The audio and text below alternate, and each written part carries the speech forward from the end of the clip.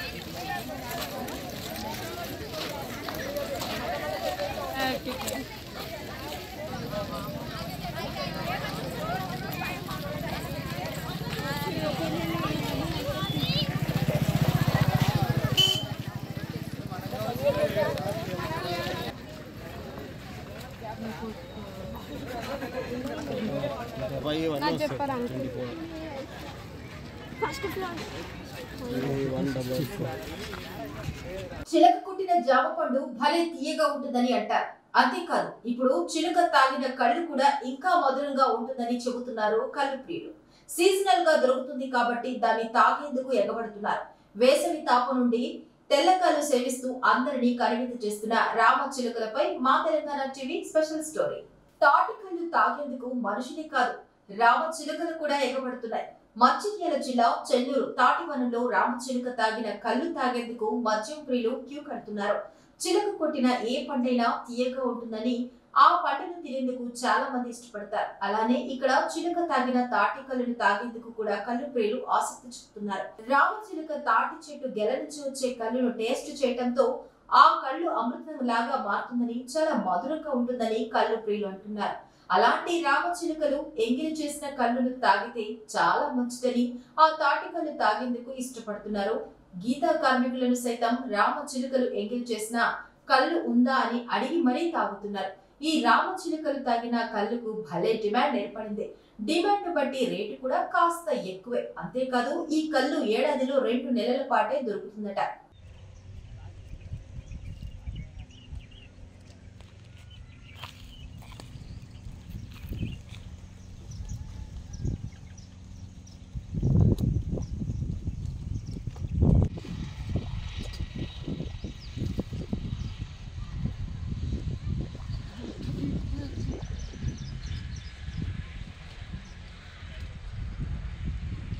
రోజు 50 రూపాయలు పెట్రోల్ అవుతుంది.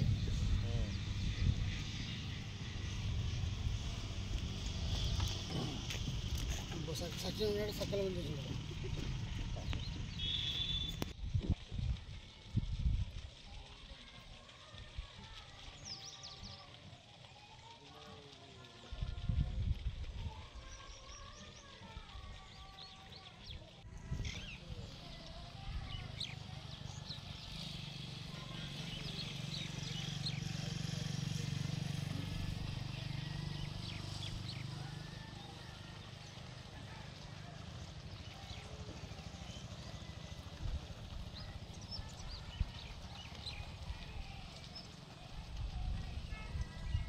జిల్లా వ్యాప్తంగా 73 పరీక్షా కేంద్రాల్లో పరీక్షలు రాయనున్న 12,341 మంది విద్యార్థులు ఉదయం 9:30 నుండి మధ్యాహ్నం 12:30 వరకు పరీక్ష సమయం. ఉదయం 9 గంటల నుండి విద్యార్థులకు పరీక్షా కేంద్రాలకు అనుమతి. పరీక్షా కేంద్రాల వద్ద 144 సెక్షన్ అమలు చేశారు.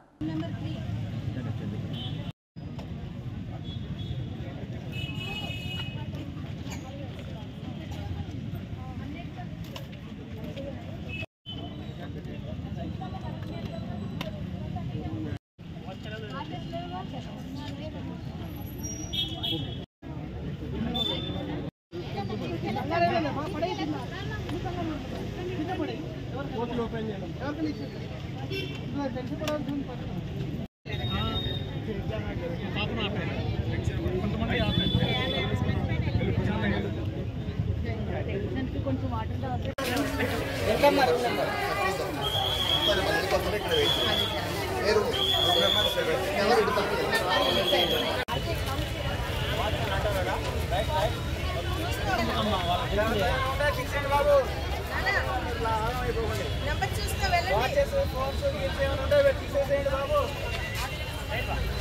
ఎవరు ఉండదు.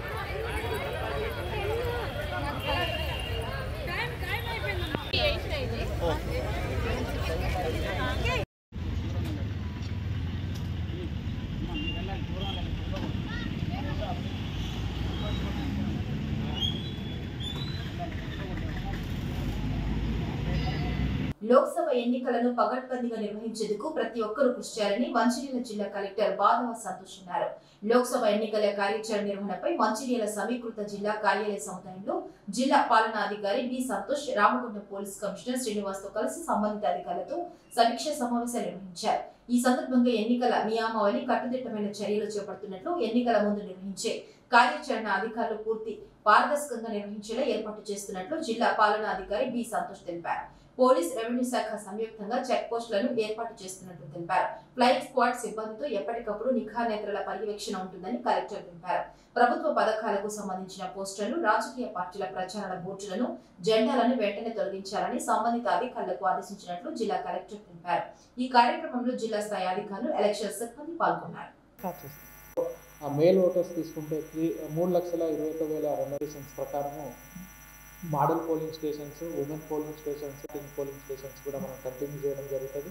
మ్యాన్ పవర్కి సంబంధించినంత వరకు మనకు 2090, మైక్రో అబ్జర్వర్ కూడా 160, మనకు కావాల్సిన దానికంటే 140% మ్యాన్ పవర్ కూడా 25% తీసుకున్న అంతకంటే అదనంగా కూడా మనకి ఈ ఈవీఎంస్ అవైలబుల్ ఉన్నాయి. కాబట్టి మ్యాన్ పవర్కి సంబంధించి, ఈవీఎంకి సంబంధించి సఫిషియంట్ మ్యాన్ పవర్ ఉంది, సఫిషియంట్ మెషిన్స్ ఉన్నాయి. ఎక్కడ ఎటువంటి షార్టేజ్ కానీ ఎటువంటి ప్రాబ్లం కానీ లేదు. ఈవీఎం మేనేజ్ చేయడానికి అందరికీ కూడా టెక్నికల్ పర్సన్స్ కూడా ఇమీడియట్గా ర్యాండమైజ్ చేసుకుని వాళ్ళకు కూడా ట్రైనింగ్ ఇవ్వడం జరుగుతుంది. అదేవిధంగా మనము తీసుకుంటే కనుక సిఎస్టీ పనిచేసేటప్పుడు ఎక్కడైనా ఈ రూల్ పొజిషన్ ప్రకారం మోడ్ అనేది కమిషనర్ గారు ఒకసారి ఎక్స్ప్లెయిన్ చేస్తారు. దాని తర్వాత మీ సైడ్ నుంచి ఏమైనా మీరు అడగవచ్చు.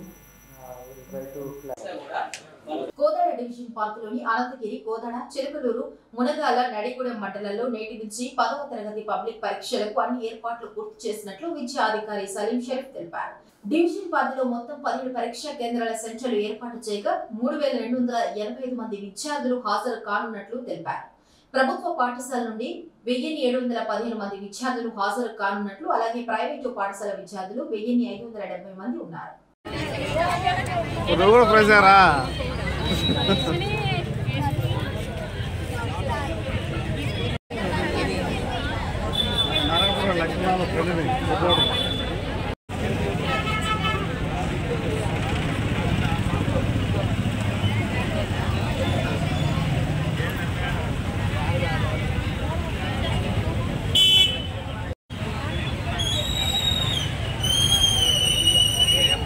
నేడు యాదాద్రి భువనగిరి జిల్లా కలెక్టర్ కార్యాలయంలో డిప్యూటీ పోలీస్ కమిషనర్ రాజేష్ చంద్ర, జిల్లా అదనపు కలెక్టర్లు పి బెన్షోలు, గంగాధర్లతో కలిసి జిల్లాలో పార్లమెంటు సాధారణ ఎన్నికల నిర్వహణపై ప్రెస్ మీట్ నిర్వహించారు. ఈ సందర్భంగా కలెక్టర్ మాట్లాడుతూ, భారత ఎన్నికల సంఘం పార్లమెంట్ ఎన్నికల నిర్వహణకు సంబంధించి షెడ్యూల్ నిన్న విడుదల చేసిందని, మనకు 4వ విడతలో ఎన్నికలు జరుగుతాయని తెలిపారు. వచ్చే ఏప్రిల్ 18వ తేదీన నోటిఫికేషన్, ఏప్రిల్ 18 నుంచి ఏప్రిల్ 25వ తేదీ వరకు నామినేషన్ల స్వీకరణ ఉంటుందని, ఏప్రిల్ 26న నామినేషన్ల పరిశీలన, ఏప్రిల్ 29న నామినేషన్ల ఉపసంహరణ గడువు ఉంటుందని, మే 13న పోలింగ్, జూన్ 4న కౌంటింగ్ జరుగుతుందని, జూన్ 6వ తేదీన ఎన్నికల ప్రక్రియ పూర్తవుతుందని తెలిపారు. The elections will be conducted in 7 phases in the entire country. So, దీంట్లో మన తెలంగాణ చూసినట్లయితే తెలంగాణ సంబంధించిన elections are being conducted in the 4th phase. దీనికి సంబంధించిన ముఖ్యమైన అంశాలు, ముఖ్యమైన డేట్స్ మీకు తెలియచేయాలనే ఉద్దేశంతో ఈరోజు ఈ ప్రెస్ మీట్ పెట్టడం జరిగింది. సో దీంట్లో మనకి చూసినట్లయితే మనకి నోటిఫికేషన్ అనేది 18 ఏప్రిల్ నాడు వస్తుంది. Issue of notification 18 April. Last date for filing the nomination 25 April. Scrutiny 26 April. Last date for withdrawal of candidature 29 April. మనకి ముఖ్యమైన అంశాలు మెయిన్ పోలింగ్ అనేది 13 మే నాడు జరుగుతుంది, 13th May. The counting date is 4th June. So it will be same across all the nation counting date. And మొత్తం elections ఏదైతే ఉన్నాయో మనకి 6th June నాడు పూర్తి అయిపోతాయి. సో 13 మే అనేది మనకి polling date. So 4th phase, these are the 2 important points we have to understand. ఇది మీకు ఆల్రెడీ తెలిసి ఉంటుంది, కానీ యాజ్ ఫార్మాలిటీ మీకు మళ్ళీ ఒకసారి గుర్తించడం జరిగింది. సో మనకి ఎలక్షన్స్ అనౌన్స్ అయితేనే మనకి మోడల్ కోడ్ అనేది మొదలవుతుంది. సో కాబట్టి ప్రస్తుతం model code of conduct for all the stake holders, government officials, political parties అందరికీ కూడా ఇప్పుడు మోడల్ కోడ్ అనేది అమలుకి వచ్చింది. మనము భువనగిరి పార్లమెంటరీ కాన్స్టిట్యున్సీ చూసినట్లయితే మనకి టోటల్ 7 అసెంబ్లీ సెగ్మెంట్స్ వస్తాయి. దీంట్లో మన 14 భువనగిరి పార్లమెంటరీ కాన్స్టిట్యున్సీలో 7 అసెంబ్లీ సెగ్మెంట్స్ వస్తాయి. దీంట్లో ఇబ్రాహీంపట్నం, మునుగోడ్, భువనగిరి, నకరేకల్, తుంగతుర్తి, ఆలేర్ అండ్ జనగాం. సో దీనికి సంబంధించిన కొన్ని బేసిక్ స్టాటిస్టిక్స్ ఈరోజు మీకు చెప్తాను. మనకి టోటల్ పోలింగ్ స్టేషన్ ఇంతకుముందు ఉండేది 2100, బట్ కొన్ని 41 పోలింగ్ స్టేషన్ మనము ఆక్సిలరీగా ప్రపోజ్ చేశాము. ఎక్కడైతే మనకి పోలింగ్ స్టేషన్ 1400, 1500 దాటుతున్నాయి, అక్కడ మనము దీనికి స్ప్లిట్ చేసి అదనపు ఆక్సిలరీ ప్రపోజ్ చేయడం జరిగింది. సో అట్లా చేయడం వల్ల ఇప్పుడు ప్రస్తుతం మనకి భువనగిరి పార్లమెంటరీ కాన్స్టిట్యున్సీ సంబంధించిన పోలింగ్ స్టేషన్స్ అనేది 2141 పోలింగ్ స్టేషన్లో మనము పోలింగ్ జరుపుతాము. ఇప్పుడు యాజ్ ఆన్ టుడే మన దగ్గర ఓటర్ జాబితా చూసినట్లయితే 18,398,000, 18,398,000, 7 అసెంబ్లీ సెగ్మెంట్ కలిపి అంతమంది ఓటర్స్ మనము వారి ద్వారా ఓట్ చేపిస్తున్నాము. సో షీట్ మీకు అయిపోయిన తర్వాత డిపిఆర్ ద్వారా షేర్ చేస్తాము. So 8,94,789 male voters, 9,05,531 women voters. Sri Saraswati Shishu Mandiram 44వ వార్షికోత్సవ విద్యతో పాటు భారతీయ సాంప్రదాయము, సంస్కృతి, జాతీయ భావాలు, ఆధ్యాత్మికరణలు గురించి, అలాగే శారీరక విద్య, సంగీతము, సాంస్కృతిక విద్య వంటి ప్రధాన పాఠశాలకు పరిధీయమైన అధ్యయన రంగాల్లో నిర్దేశించిన పాఠ్య పుస్తకాలతో పాటు శ్రీ సరస్వతి శిశు మందిరం పాఠశాలలు 5 అదనపు విషయాలను బోధిస్తుంది. నైతిక విద్య ఇందులో స్వాతంత్ర సమర యోధుల కథలు, పాటలు, నిజాయితీ, వ్యక్తిగత పరిశుభ్రతల గురించి బోధిస్తారు. శారీరక విద్య ఇందులో కరసాము, మార్షల్ ఆర్ట్స్, యోగా, సంగీతము, సంస్కృతము, వేదగణితం గురించి నేర్పిస్తారు.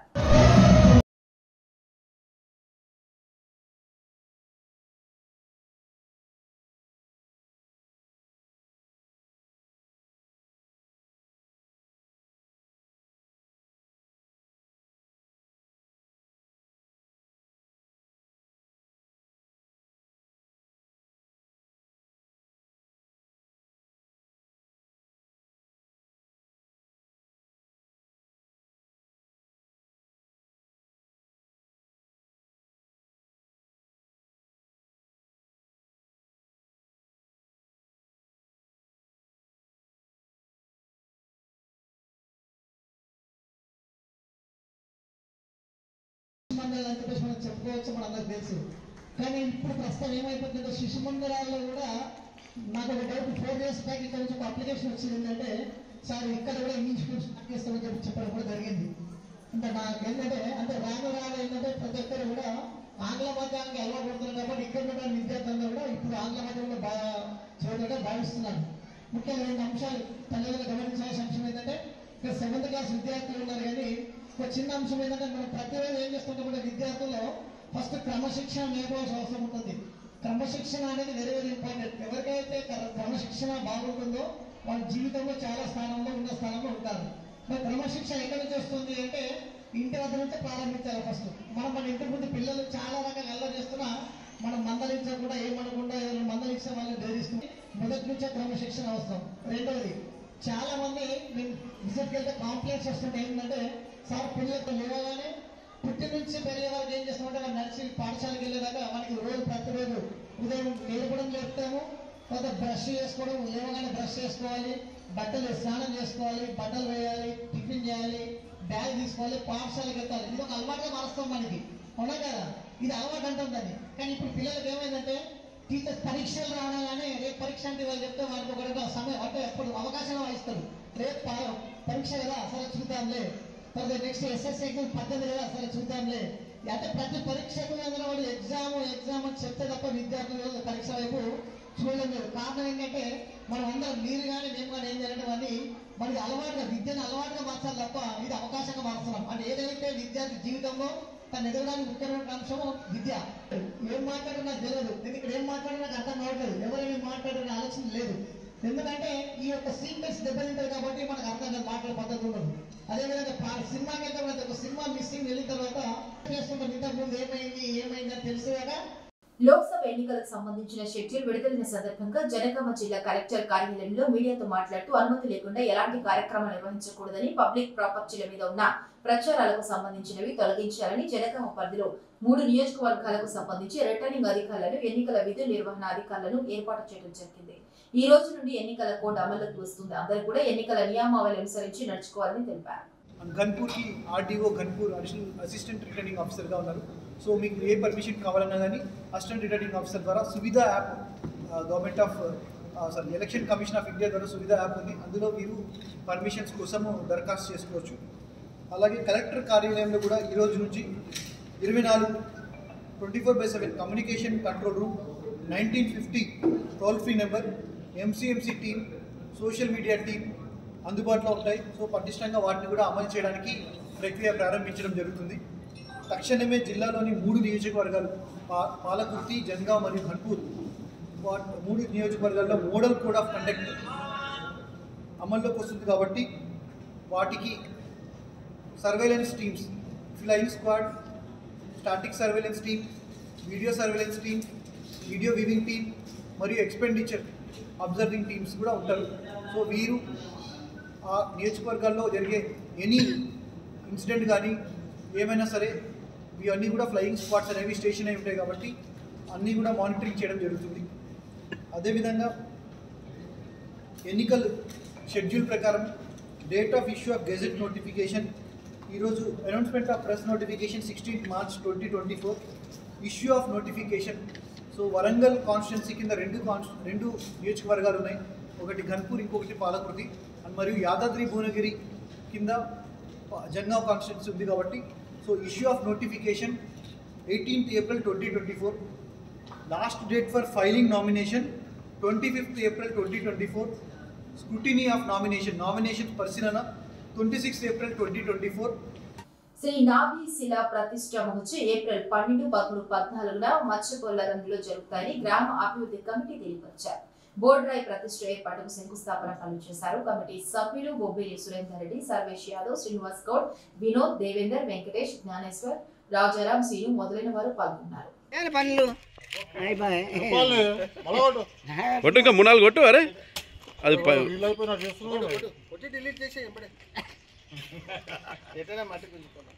दाल तू दाल वो दे दो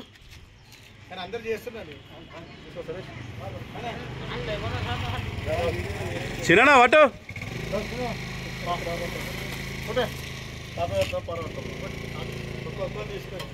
అక్కడ చూడు మళ్ళా చాలు చాలు అయిపోయింది.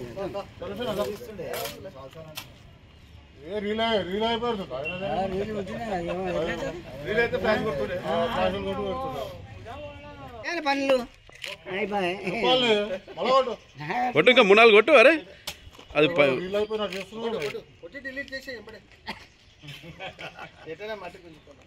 दाल तू दाल वो दे दो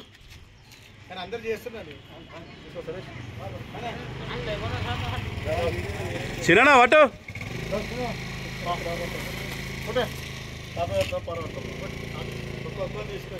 అక్కడ చూడు మళ్ళా చాలు చాలు అయిపోయింది రీల్ అయిపోతుంది రీల్ వచ్చినా రీల్ అయితే ఫ్లాష్ కొడుతుండే